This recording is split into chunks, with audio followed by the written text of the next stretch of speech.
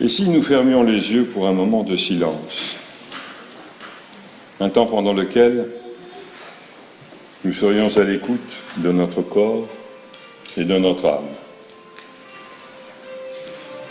Et si pendant ce moment nous pensions à des événements qui, dans l'année qui vient de se terminer,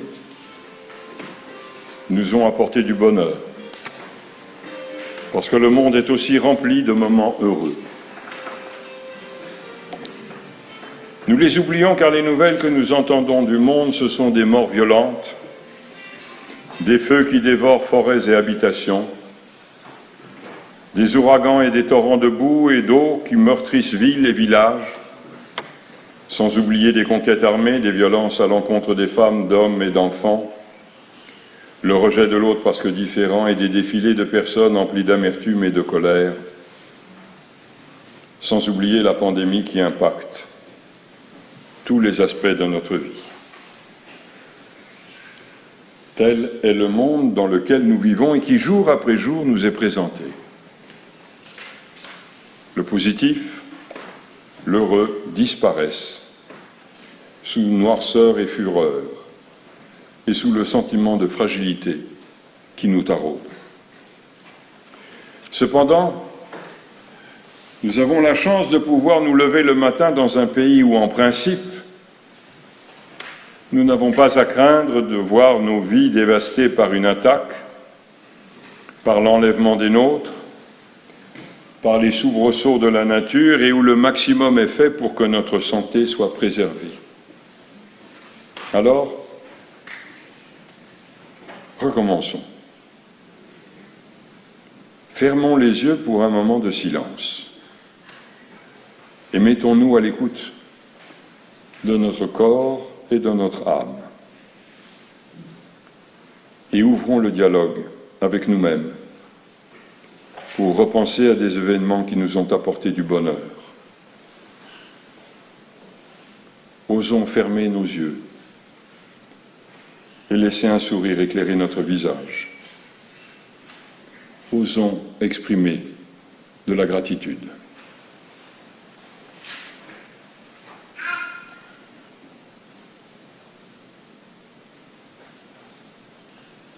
Car nous sommes aussi programmés pour le bonheur. Rappelons-nous que nous sommes faits pour le bonheur et qu'il est à la portée de la main.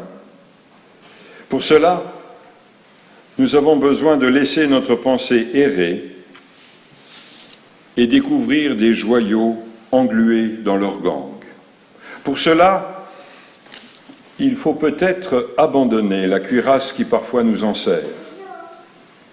Il faut se laisser être touché par la légèreté, accepter notre fragilité, car si nous nous croyons forts, si nous pensons que nous sommes une citadelle inexpugnable et que rien ne peut nous atteindre, c'est alors que nous courons tous les dangers et toutes les désillusions. Il faut apprendre à se laisser surprendre par l'inattendu, par la beauté du monde et par la poésie de la vie. Alors laissons-nous aller et cherchons comment trouver le bonheur. Rabbi Nachman de Braslav avait une réponse. Il disait « Donner nous amène à prendre conscience de l'existence du bien, ce bien qui génère le bonheur. Donner est une des clés. Donner, c'est se départir d'un peu de soi et savoir que cela ne nous met pas en danger. C'est réaliser que nous avons cette capacité de partager avec l'autre sans fragiliser notre existence. Donner, c'est aller vers l'autre, l'accepter tel qu'il est, comme notre semblable en humanité. D'ailleurs, quand on pense aux moments de bonheur, ils sont toujours un moment d'échange, un moment de don, un don de l'autre à soi ou un don de soi à l'autre. Comme le rappelle Rabbi Yehuda Leib Ashlag, tout dans la vie est échange, et ce, dès notre venue au monde. À tout moment, on donne et on reçoit et on donne. Et le rabbin Arthur Green d'ajouter, nous sommes habitués à recevoir et un peu moins à donner. Et on peut ajouter, et un peu moins à réaliser ce que nous recevons au quotidien. Dès les premiers moments de notre existence, nous avons tout reçu. Ce qui était nécessaire pour passer de la vie intra-utérine à la vie à l'air libre. Pour passer de la totale dépendance à l'indépendance partielle, puis plus ou moins complète. Nos parents et nos maîtres nous y ont conduits, même sans parole, et souvent sans remerciement de notre part. Cela nous semblait si normal. Aujourd'hui, alors que nous affrontons parfois des moments difficiles, nous poursuivons notre chemin. Chaque matin, nous sommes prêts pour une nouvelle journée. Chaque jour, nous faisons des rencontres qui nous font grandir, même sans que nous le sachions. Cette méconnaissance des transformations de nous-mêmes nous rend parfois insensibles au bien. Dans notre tradition, nous avons deux types d'incitations pour nos actions. Incitation que nos maîtres nomment le Yetzer. Le Yetzer Hara, l'incitation au mal ou le mauvais penchant, et le Yetzer Tov, l'incitation au bien et le bon penchant. Les deux cohabitent en nous. Et nous le savons car un jour nous sommes charmants et le lendemain nous pouvons être détestables. Pourtant il s'agit de la même personne. Rien ne semble avoir changé sinon l'humeur, conséquence de notre relation avec le monde, avec les autres et surtout avec nous-mêmes. Alors, pourquoi ne pas essayer d'adopter une attitude positive et découvrir le bien et le bon? Pourquoi ne pas essayer de se laisser séduire par la poésie de la vie? Pourquoi ne pas essayer d'exprimer notre gratitude, c'est-à-dire de se laisser être dirigé par notre Yetzer Tov, notre tendance au bien? Ne vous en faites pas, le Yetzer Hara aura toujours la possibilité de se manifester. Se laisser dominer par le Yetzer Hara, l'incitation au mal, demande un abandon, souvent involontaire. Se laisser dominer par le Yetzer Tov, l'incitation au bien, demande également un abandon, mais toujours volontaire. Cela ne vient pas naturellement, il faut être prêt et vouloir. D'où la difficulté, parfois, à découvrir le bien et à l'accomplir. Pour les Juifs religieux, cela s'apprend et est l'aboutissement d'une pédagogie initiée par les mitzvot, les commandements. Ils sont là non pas pour nous brider, mais pour nous tenir éveillés au monde et à nous-mêmes. Ainsi, lorsque nous célébrons une fête, comme tout à l'heure, lorsque la lumière des bougies s'est élevée, nous disons deux bénédictions. Celle liée au geste accompli, et nous ajoutons la bénédiction du Shehecheyanu. Cette bénédiction dit que nous sommes conscients d'être parvenus à ce moment et d'avoir vécu une année pleine. Accomplir des mitzvot et dire des bénédictions qui leur sont liées, c'est réaliser que nous avons la capacité de les accomplir, que nous sommes vivants, que nous sommes agissants et conscients de l'être. Énoncer une bénédiction, c'est prendre conscience d'agir, de vivre un moment particulier, d'être de ce monde. Et cela n'est pas l'apanage unique de qui met en pratique les mitzvot. Cette conscience de vivre son présent est donnée à tout le monde, avec ou sans bénédiction. Être éveillé dans la conscience de nous-mêmes et de tout ce qui nous entoure, voilà ce qui peut nous faire découvrir le bien et le bon. Dans la conscience, car si nous ne le sommes pas, comment découvrir le bien et le bon de l'existence? Comment nous éveiller à la beauté du monde et à la splendeur de la vie? Dans la conscience veut dire que nous ne pouvons pas fermer les yeux devant les injustices, celles qui nous touchent comme celles qui touchent les autres. Dans la conscience veut dire l'acceptation de la réalité veut dire que nous devons savoir quelles sont nos limites.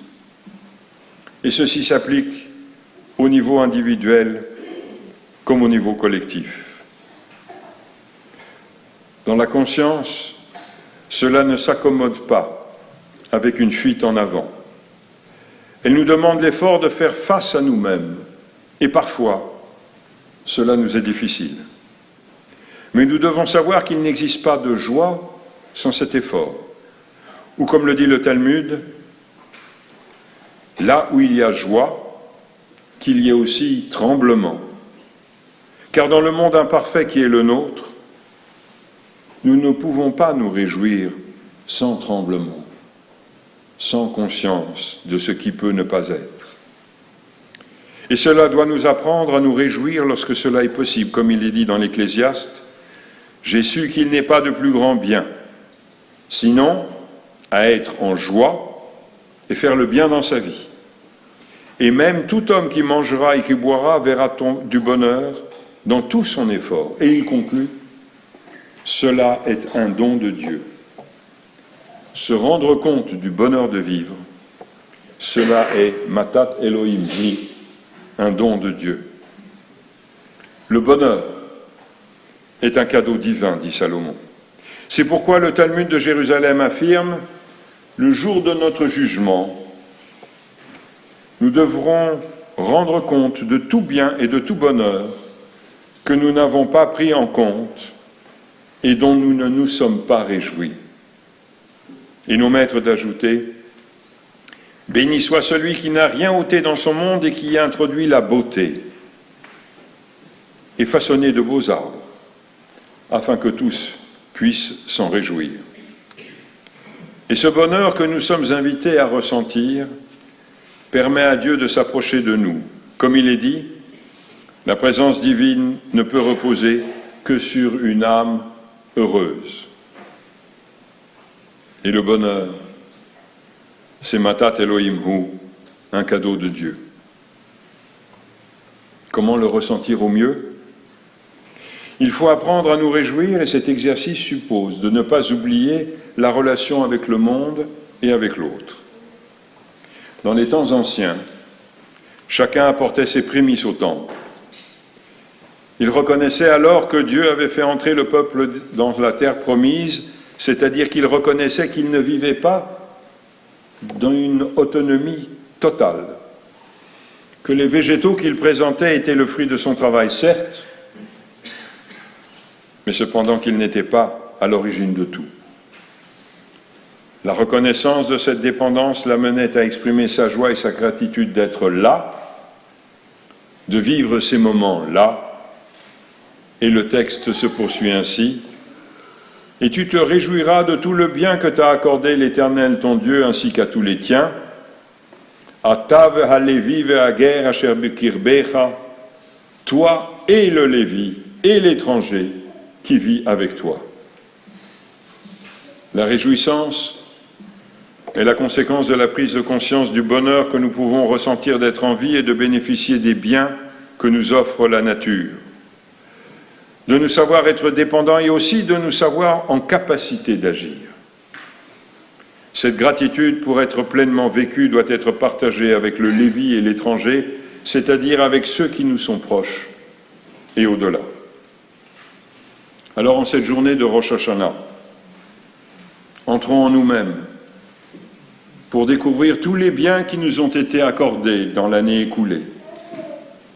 Sachons les partager pour ressentir le bonheur de donner et le bonheur de recevoir, et de voir une lumière illuminer le visage de l'autre et illuminer notre propre visage. Et nous ne serons privés de rien. La bonté et la gentillesse sont comme le parfum. Tous peuvent en profiter sans diminuer notre propre plaisir à goûter l'arôme d'une fragrance appréciée. Alors, que notre année soit parfumée. Shana Tova.